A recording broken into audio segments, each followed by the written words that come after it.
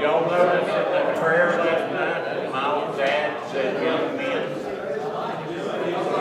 glad to be around the crowd of young men. I know they do.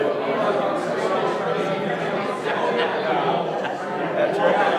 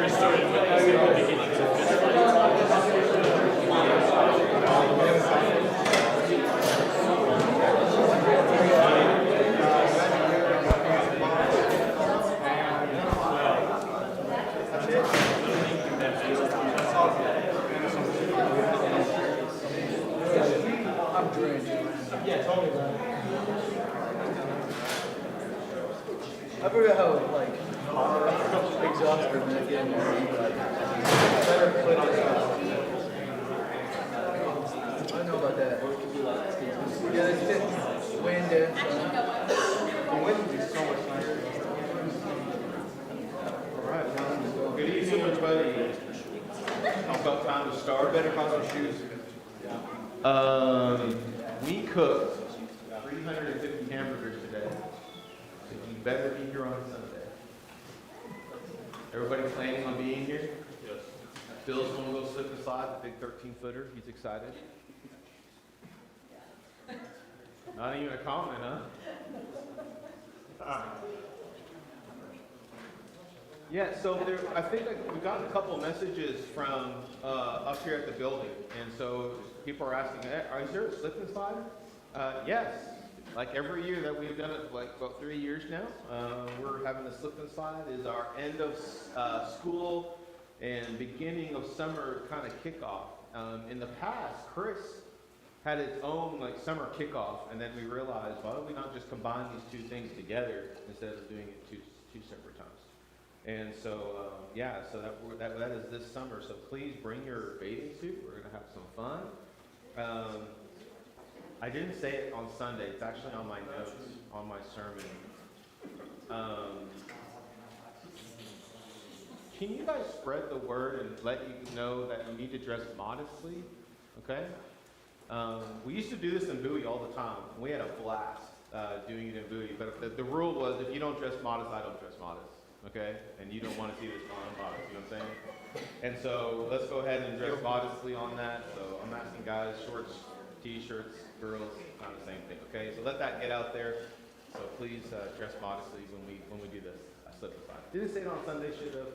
But yeah, we've got a lot of things going on. So please make sure you're here on Sunday. Stay for the fellowship meal. And then a lot of people kind of leave after the fellowship meal. Why don't you bring even if you don't slip inside, why don't you bring your chair, come out, and we'll enjoy our time together and enjoy some fellowship time that afternoon. It's going to be a good day. It's going to be a good day. All right, Deuteronomy chapter 8 is where we're going to be tonight. We're finishing off our lessons in the wilderness. Reminder of, if you have dishes on this cart, please feel free and pick them up, because they will not be here much longer, okay?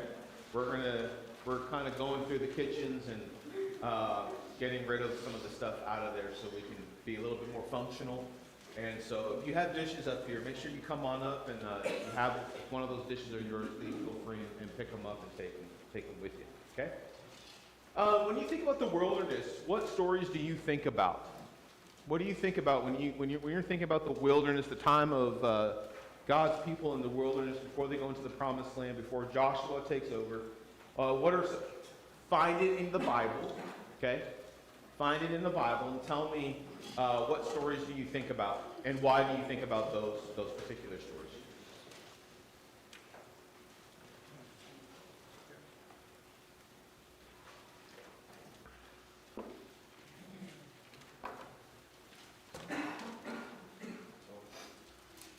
Deuteronomy 8:4, it says that their clothing didn't wear out, their feet didn't swell, so the shoes. Yeah, let's not do this story. Okay. This is what I'm doing. Pick anything else that you want out of the wilderness. Is there another wilderness story that you can think of? Matthew 4. What's that? Matthew 4. Jesus is tempted in the wilderness. Well, okay, I'm sorry. I'm talking about the people in the wilderness wanderings after you leave Egypt. You guys, it's going to be in the lesson. Just give it a minute. That's two for two. Okay, we're going to see that in just a second. Anything that happens in the wilderness wanderings under the time of Moses after they leave Egypt. They're given the law in the wilderness. Okay, where is that? Exodus on Mount Sinai. It's Mount Sinai, yes. So yeah, you have this incredible moment when the people are going to be given the law, and what we would call the first 5 books and such. But they're given the law. You know, you look at the 10 Commandments, you can look at Leviticus and so many other things that they are given. This is that moment of really covenant. You know, there's always been this promise through Abraham, Isaac, and Jacob, but now this is really coming into fruition between God and His people. So yeah. The law is going to expose how they're supposed to be and how they're supposed to live. That's what the law does. It exposes sin. It exposes what is sin and defines it. And it gives them what they're supposed to do and how they're supposed to live. So yeah, it's a big moment for the people. What's another moment that you think about? Numbers 21, What is it? when the people have sinned against God, and He sends then the snakes among them, and Moses puts the snake up on hold, then look out, God doesn't do. Yeah. So what happened before they put the snake on the pole? Why all the serpents go out there? It says they sinned against God. They sinned against God. How many people died?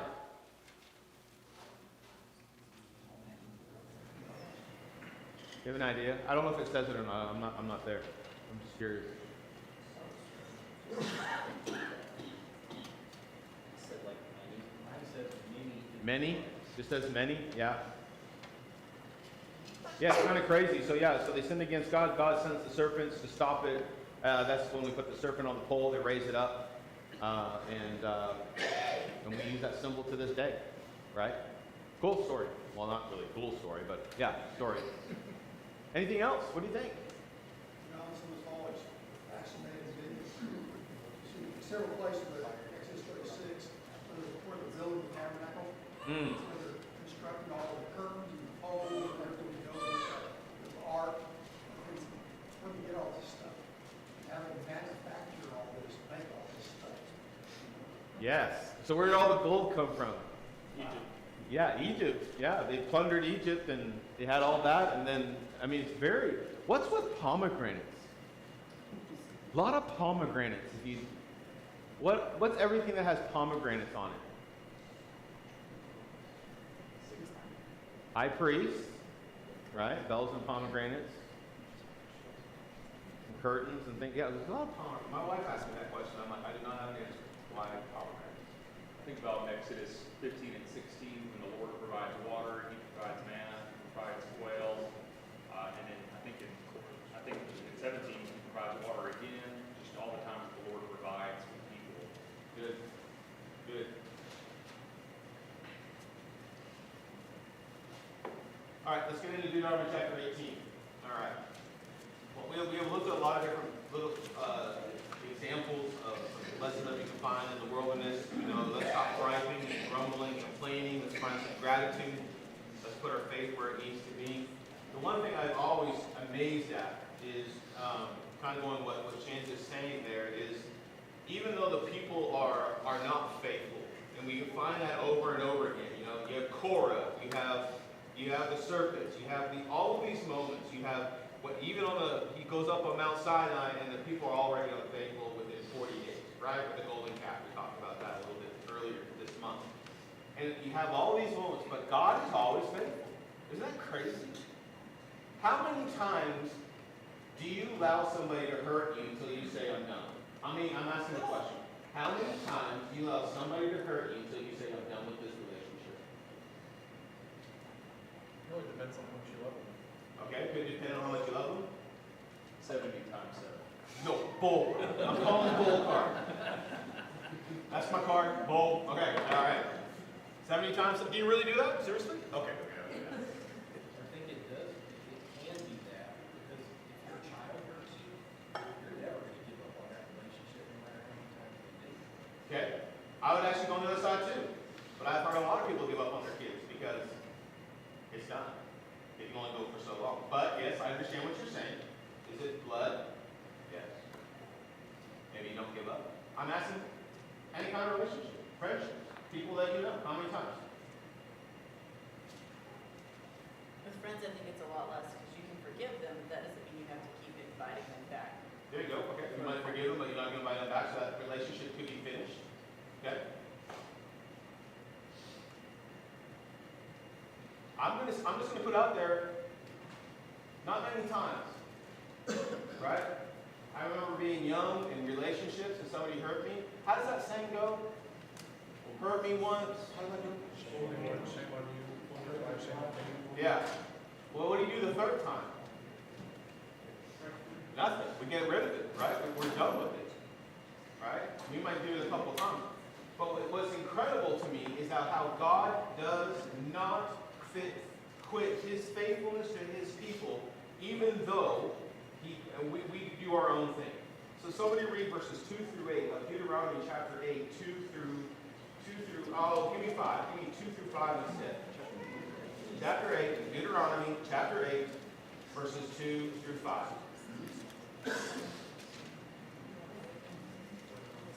And you shall remember the whole way that the Lord your God has led you these 40 years in the wilderness, that He might humble you, testing you to know what was in your heart, whether you would keep His commandments or not. And He humbled you and let you hunger and fed you with manna, which you did not know, nor did your fathers know, that He might make you know that man does not live by bread alone, but man lives by every word that comes from the mouth of God. Your clothing did not wear out on you, and your foot did not swell these 40 years.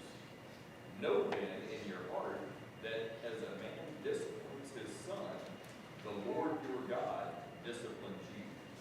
All right, so why the wilderness? Why the wilderness? Why did God put him in the wilderness? From this passage, you tell me why. Good discipline. Okay, so there's some discipline because of unfaithfulness, not putting their faith and their trust in God. After the spies, we can look at that. They come back. Two obviously say we can do it. Some that say they don't. But then you find also their unfaithfulness. So there's some discipline that's going on here. What else?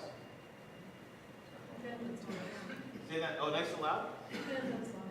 Yeah, that's actually one of the pieces I actually highlighted. It's time to start depending on God, right?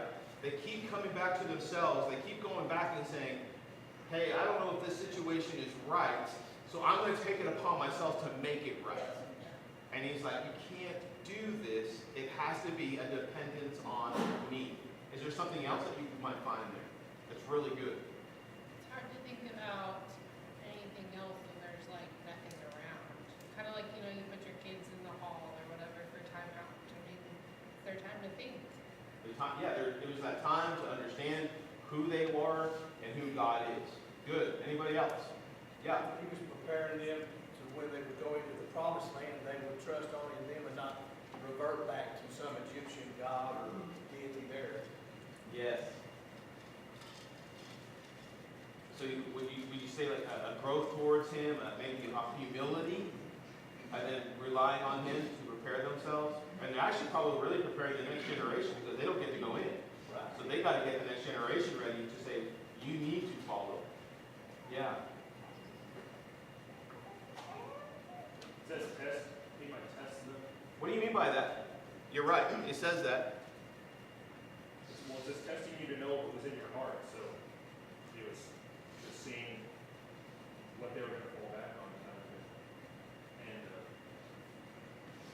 I like the, I don't know how to say this, but like, we talked a lot about in school, when I was in athletics in high school, like, whenever, like, the game happens, you're supposed to fall back on your training. You're not supposed to necessarily rise to the occasion. Like, you're supposed to be trained so well that when these hard times come, you're prepared for them. So it seems like that's what he's doing, kind of like what they were saying, like, that he's testing them now, so when they're really in a new place, surrounded by all these foreign nations, they know what to do, and they know who to turn to. They know that when they were in the wilderness, God provided for them, so he's going to provide for them in the promised land too. Obviously, it doesn't really turn out that way, but that's what the point was. Good.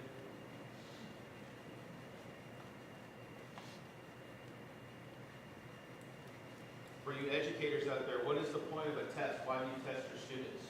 Going along with what Grayson was saying, but add on to that. Why do you test your students? See what they know or what they need to work on.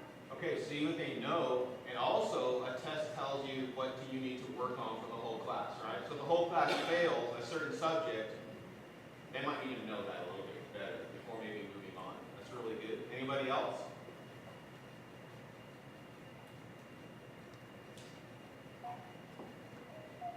What about the student side of it? What does the student have to do?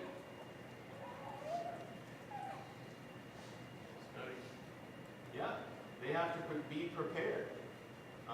You're actually seeing if the student just doesn't have knowledge, but have they prepared for the moment that they're about to walk into? And so I think in this time for this wilderness and some of the lessons that you can be learned is really difficult seasons in your life. These are the moments that are going to find out who you really are. Here's a couple passages I want you to look at. Romans chapter 5, 3 through 5. Somebody did say get it or got it, and I don't know you have it. Romans 5, 3 through 5. Somebody have it? Got it. Thank you. Psalm 119:71. Psalm 119:71. Got it. Thanks. Romans 5.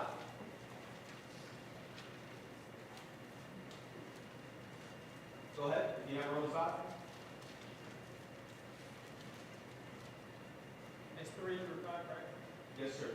And not only that, but we also boast in our afflictions, because we know that affliction produces endurance. Endurance produces proven character, and proven character produces hope.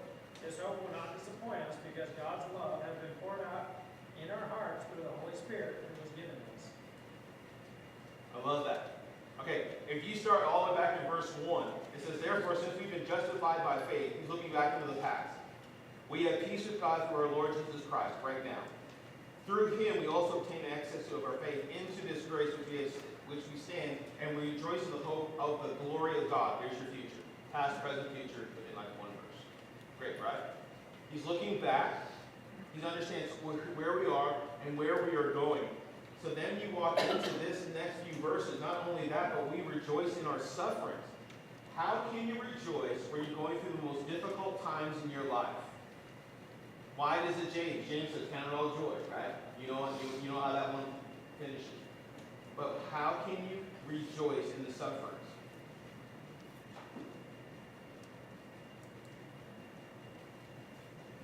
I know it's late, guys. I know we're talking. Huh?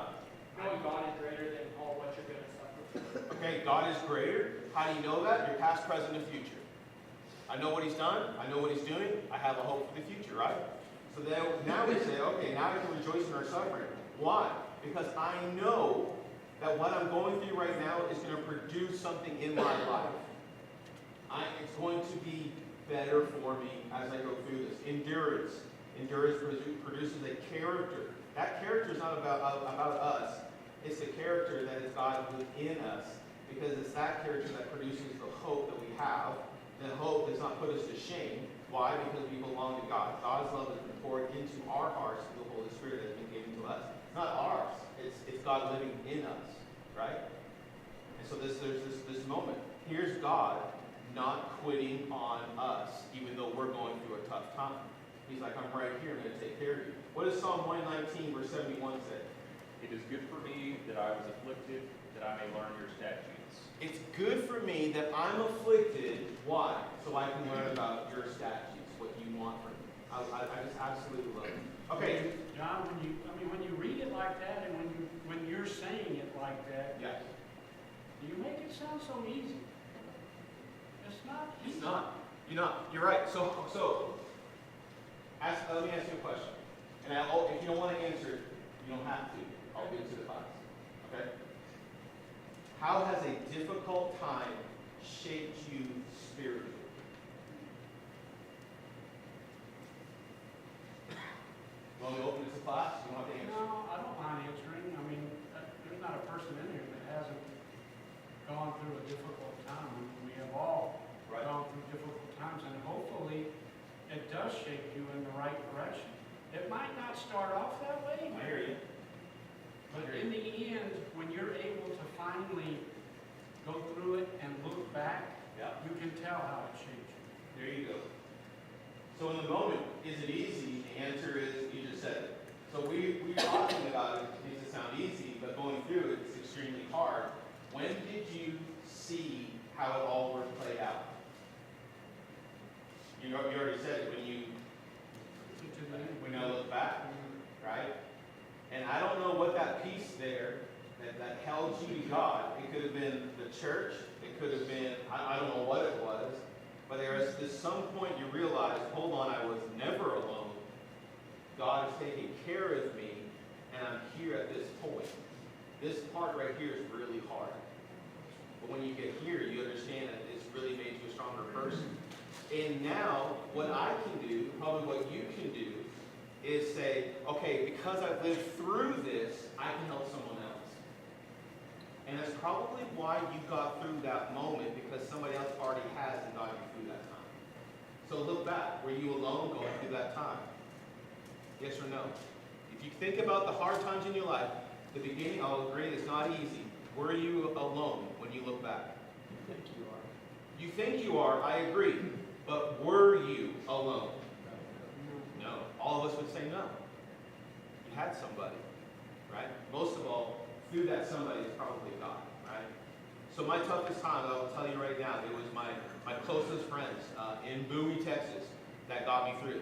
Man, it was not worship. It wasn't my ministry. It wasn't my eldership at the time. There was a couple of buddies that came alongside and said, "You're not going to fall." Now, hard, looking back, that's up, right? It's really good. You're absolutely right. In the moment, it's not easy, but we can also understand that it's not going. It is going to shape us in the future. Go ahead. An example of what you're saying about going through something hard and then knowing that God was there for me then. Yeah. Is David, he's a shepherd by himself. It's like sort of like a wilderness type deal where he's by himself and isolated. And when he's about to fight Goliath, it says, David said to Saul, "Your servant used to keep sheep for his father, and when there came a lion or a bear and took a lamb from the flock, I went after him and struck him and delivered it out of his mouth. And your servant has struck down both lions and bears, and this uncircumcised Philistine shall be like one of them, for he has defied the armies of the living God." And then he says, and David said, "The Lord who delivered me from the lion and from the bear will deliver me from this Philistine." So he's saying, like, the Lord's been there for me in the past, so I know he's going to be there for me now. And so in the time where he's now out of that isolation and that wilderness, and he's actually, like, in this big moment, he knows that testing back then came to fruition in the big moment. Yeah. He probably didn't think at that very moment when he's having to take care of a bear or a lion, go, "Don't worry, God's here." Yeah, and that's like it's such a casual thing to read, but like obviously that's really hard, like to kill a lion and a bear with your hands. Oh, come on, we do. Let's do it right now. Let's go. Yeah, none of us are doing it. None of us, unless we have that very large gun, right? What I have learned, if we go back to the whole analogy of the tree, you know, when the tree goes through a very strong drought, what do you think happens? How does a tree survive? It drops deeper roots, right? When the wind really blows in Amarillo, how does a tree survive? Drops deeper roots. And it's those moments that you have to do that, right? So we're never alone. Look at verse, I love verse 3. Look at verse 3. Deuteronomy chapter 8. Read again verse 3. I want you to read it very carefully.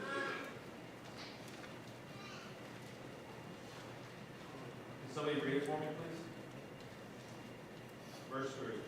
He humbled you, causing you to hunger, then feed you with manna, which neither you nor your ancestors have known, and teach you that man does not live on bread alone, but on every word that comes from the mouth of God. All right. I told you it's coming back, Lance. Here it is. Matthew what? No. No. Close. 4. Yes. Go ahead and go over there for me. Matthew chapter 4, I think it's like verses like what, 1 through 4? Is that what it is? And then this is what Jesus is quoting. He's coming back here, and this is what he's quoting. Right? So we're being Jesus is being tempted by Satan. What's the temptation? Turn the stones to bread. Why would he use that temptation, Lance? He had just come out of his 3 days of fasting. Yeah, so he's fasting all of this time. Anybody that fasted longer than 5 days?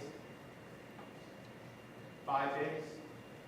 Okay, okay. 3 days? Anybody done 3 days on purpose or like on purpose? Okay. Man, you come out of that, you're hungry. Some of us did a 5-day, or man, day 6. I was hungry. All right, actually not as hungry as you think, but man, think about what Jesus is going to do. So Satan shows up and goes, "Hey, I know you're hungry. It's not a big deal. Turn these stones to bread. Nobody's going to know. Go ahead." And what's his response? Can you read it verbatim for me? Are you there, Lance? Jesus answered, "It is written, man shall not live on bread alone, but on every word that comes from the mouth of God." All right. So what's Jesus's point, and what is the point that he's pulling out of this, our lesson from the wilderness?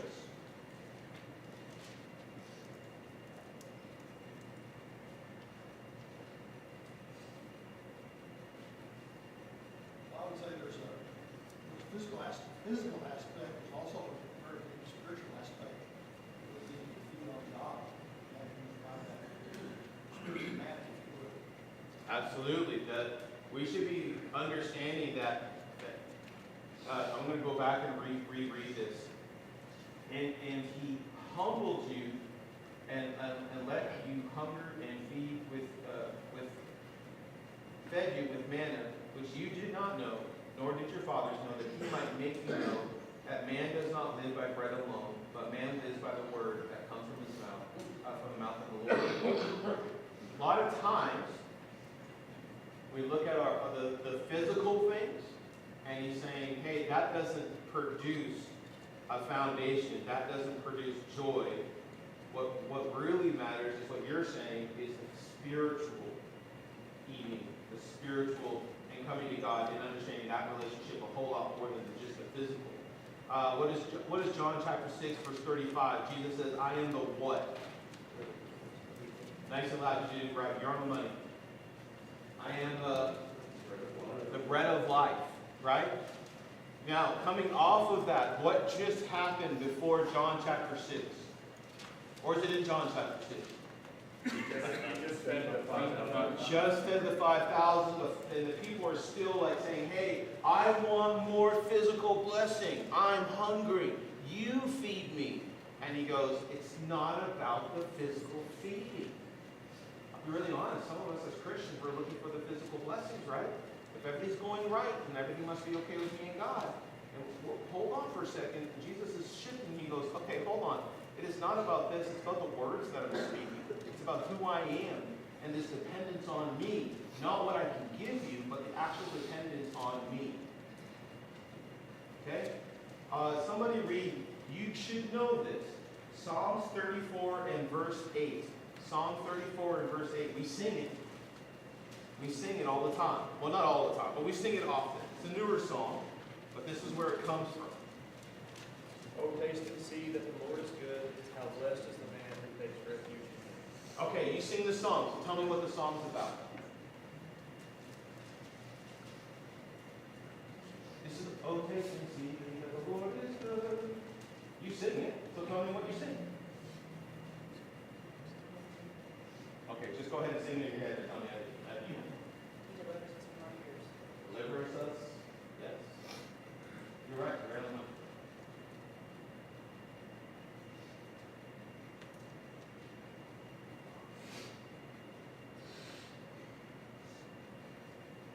It's talking about there that it's God that's good. Come here. Partake here. I am the vine. You are the branch. We've been talking about it for a month. Where's your roots? What are you pulling from? Come and taste this. Because everything else you're trying to enjoy, it's not going to be the fulfilling thing, right? But what's incredible is that within all of this, and this is what I love about the wilderness, God keeps on blessing his people, and they don't really deserve it. But he's like, I'm still here for you, and I still love you. So just come, and you can partake of this. Okay, look at verses 10 through 18. We need to move. No, not really. We're fine. Somebody read 10 through 18 for me.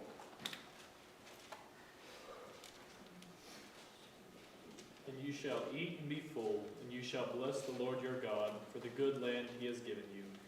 Take care lest you forget the Lord your God by not keeping his commandments and his rules and his statutes, which I commanded you today, lest when you have eaten and are full and have built good houses to live in, and when your herds and flocks multiply and your silver and gold is multiplied, and all that you have is multiplied, then your heart be lifted up, and you forget the Lord your God, who brought you out of the land of Egypt, out of the house of slavery, who led you through the great and terrifying wilderness with its fiery serpents and scorpions and thirsty ground where there was no water, who brought you water out of the flinty rock, who fed you in the wilderness with manna that your fathers did not know, that he might humble you and test you to do good in the end. Beware lest you say in your heart, my power and my might and my hand have gotten me this wealth. You shall remember the Lord your God, for it is he who gives you power to go get wealth, that he may confirm his covenant that he swore with your fathers, as it is today. That's good stuff.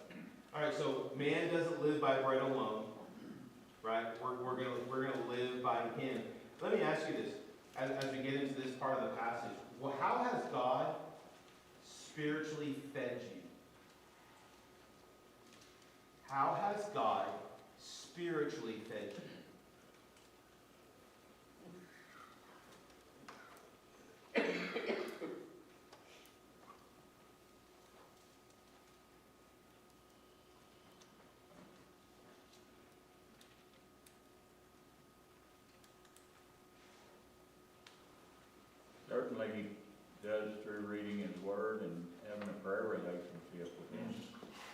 reading His Word, prayer relationship, absolutely, very good.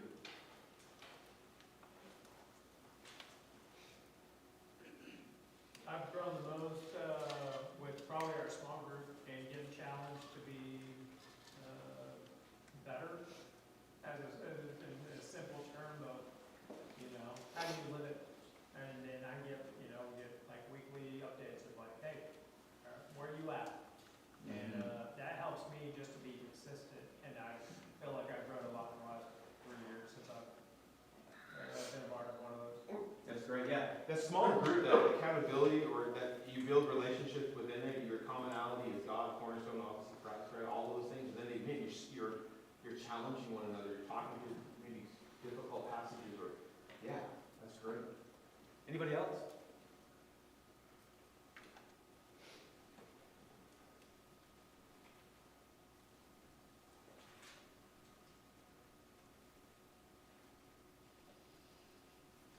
I think just being around like-minded individuals who are trying to live the same way that you are, that God calls us to live. Okay. Get encouragement through that. Good. I'm going to sit here just a little bit more. I need you to think on this one. I need a few more answers. It's an amazing blessing when people in the church encourage you. They see that you might be struggling or hurting. Yeah. They put an arm around you. In a very encouraging way, and then you come away so built up because somebody in your family, your spiritual family, has helped you. You grow spiritually that way, and relationships get better. I felt it twice this week, what you're talking about. Once with you guys, building a fence. Do you know what I didn't want to do that day? I really didn't want to build an 8-foot fence. Okay? Really didn't want to. I had some other plans that day. But I was like, you know what? I'm going to go help build the fence. And it was a great day. I got to hang out with some people. We had a really good time. I did not get angry when the little screws did not go into the wood, okay, into the metal. I think I taught Miles how to talk to the screw in the nice one. Like, hey, come on, just talk to her, and then it goes right in. And so I was able just to hang out. Today, I cooked 350 hamburgers with 2 other guys today. And you say, John, that's not spiritually building anything. Yeah, it is. Because I wasn't thinking about me. I was thinking about the people that we were trying to serve that day. Then I got to hang out with really good people. And I built that relationship with them. And we just got to sit around for hours and talk about life. We think this is, we think in these, how do we figure this out spiritually? Well, maybe it's not so tough. Maybe it's just hanging out. Maybe it's just serving somebody else together. And, we did good that day. We did good for somebody who's going through a very difficult time. And I think we did good for you guys today. And for me, that was very spiritual. Yes? Are you with me on this? So yeah, there's a lot. Today I gave away 2 blessing bags, which I give to people, homeless people, right? And the guy, I saw him digging through the trash right before I handed it to him. Mm-hmm. And so I knew, he was in a bad way and had some mental issues too, but he told me he blessed me 3 ways, he said. And I drove off and I thought, well, that was kind of a weird thing to say, but then I thought about it and I thought, maybe he meant the Trinity. Could have been. Anyway, I drove off and felt real blessed by it, so. Yeah. You can get spiritually blessed by Simple acts. simple acts. Simple Or acts. simple people. There you go. Good job. Very good. So there's so many different ways that we can be spiritually blessed, and we can spiritually bless others. And when you're blessing, or you're receiving the blessing, there's always that strength and that relationship going back and forth, and it's absolutely incredible. But when you come to this passage that we're looking 10 through 18, he says, this poverty is not the danger. What's the real danger when you're looking at this passage? Abundance. Hey, your flocks are going to, we're going to have more flocks, we're going to have more gold, we're going to have all these things, and what are you going to do? What does he say? You're going to forget someone, right? You're going to forget God. You're not going to remember. Proverbs chapter 30, 8 and 9. Will somebody read that for me? Proverbs chapter 30, 8 and 9. And somebody else, Hosea 13 and 6. Hosea 13 and 6.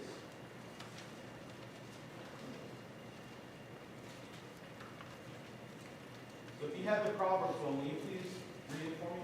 Yes. Depart from me falsehood and lying. Give me neither poverty nor riches. Feed me the food that is needful for me, lest I be full and deny you and say, Who is the Lord? Or lest I be poor and steal and profane the name of my God. Yeah, so what is he saying in that one? You want to put that in your own words? What do you think? It's a good middle ground. I think it's there's like a term that I learned in an ethics class, but it's like whatever makes it like a vice or something else that's too far one way or another.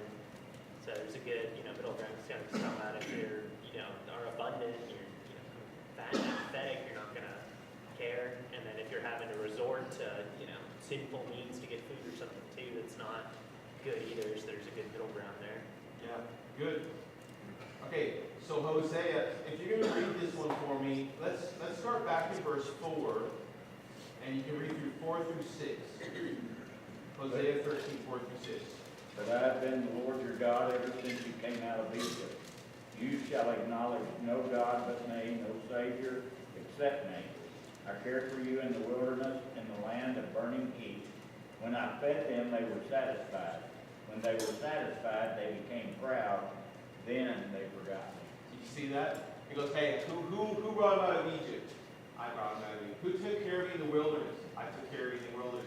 And when I provided for you and everything was great, and then it says this, then you forgot me. And it's one of those things that what I really want to make sure we do, even as the people today, is not forget the blessing that God has given to us. I want us to go back and understand that we will always continue to remember Him. But why do we, even today, forget God during our successful times? Sometimes I think when things are going really good, it's because we look in the mirror too much and we think things are going good because I'm good. And it's really not about, well, when things are going good, we think it's because of who we are, and we forget about who God is. And it's important that we remember that it's always about who God is. It's not about who I am, it's what He's doing in me. When things are going good, we tend to look really inward and say, oh, I'm doing a good job. But really, it's God's doing a good job. Yes. We place ourselves in that. I like what you said, when we look in the mirror, we say, hey, everything's going great, and we see ourselves. We don't realize the true goodness that we're doing. Good stuff. Anybody else? It's idolatry. What do you mean by idolatry? Because you putting your faith in something other than God. And that could be your job, it could be your bank account, and you end up worshiping that as opposed to putting your direction and your focus on God. It becomes on these things that don't matter, that burn up. Yeah.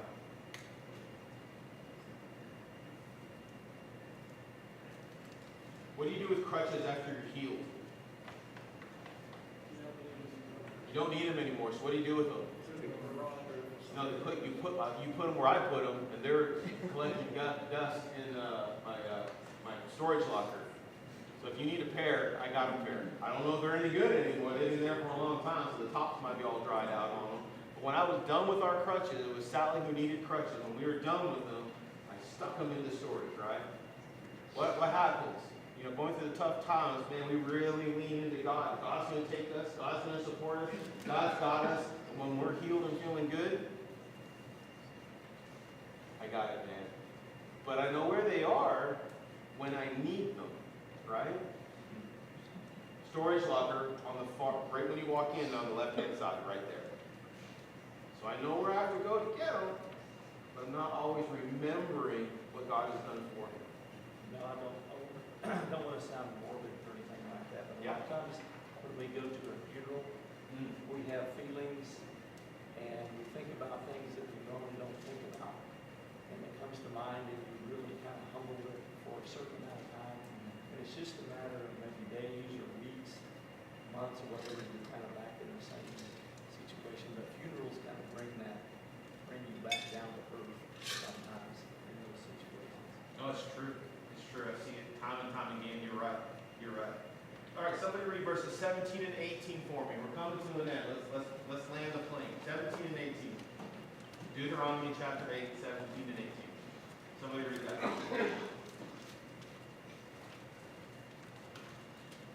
You may say to yourself, my power and the strength of my hands have produced this wealth for me. But remember the Lord your God, for it is He who gives you the ability to produce wealth, and so confirms His covenant, which He swore to your ancestors as it is today.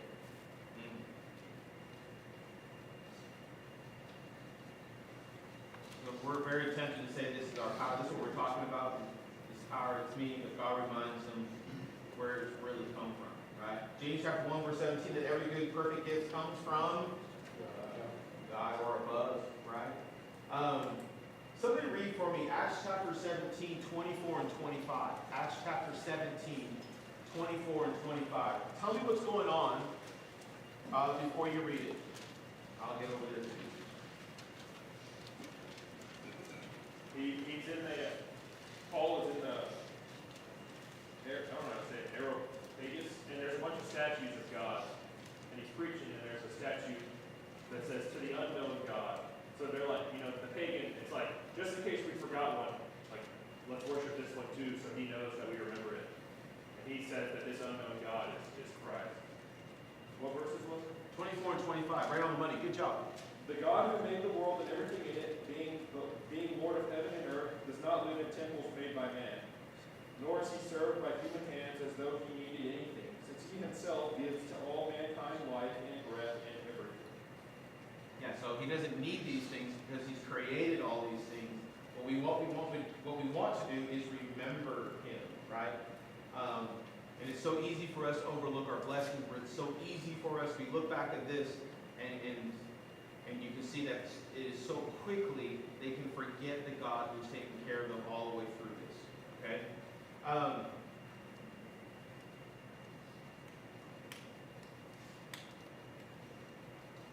I don't like that question. I'm going to leave it alone. What are some of the blessings that you easily overlook? What blessings do you easily overlook?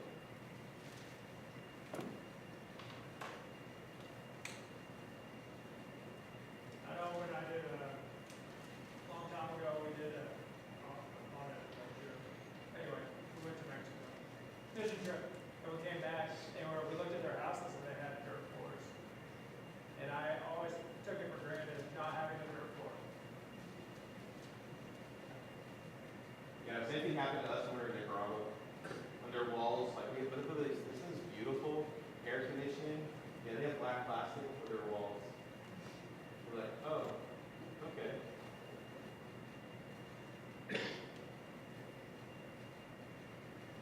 What other blessings do you easily overlook? Car?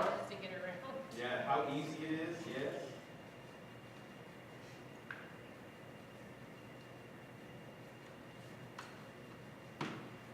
Our families, our church family, worship. It's just really become something that we kind of do. Our health. Our health, that we get to wake up. We know other people don't have that, right? But we're extremely blessed. There's a lot of those things.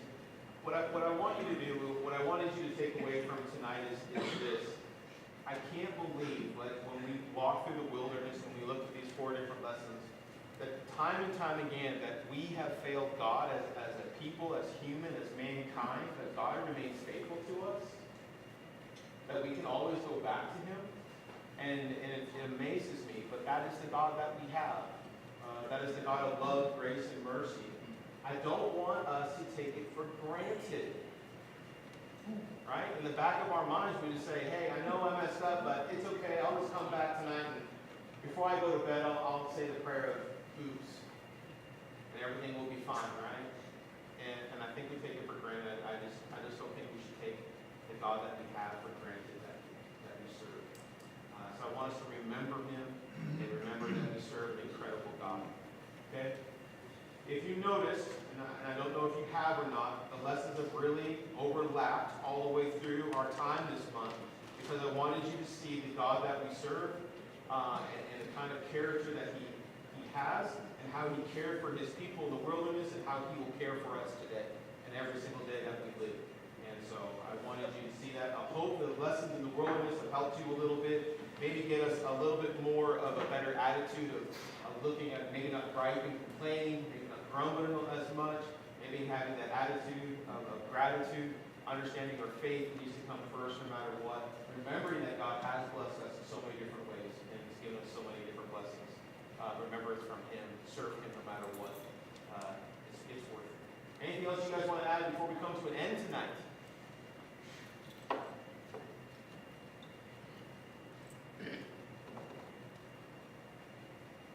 You guys tired? You guys all out of school? You guys out of school? I know you were. Okay.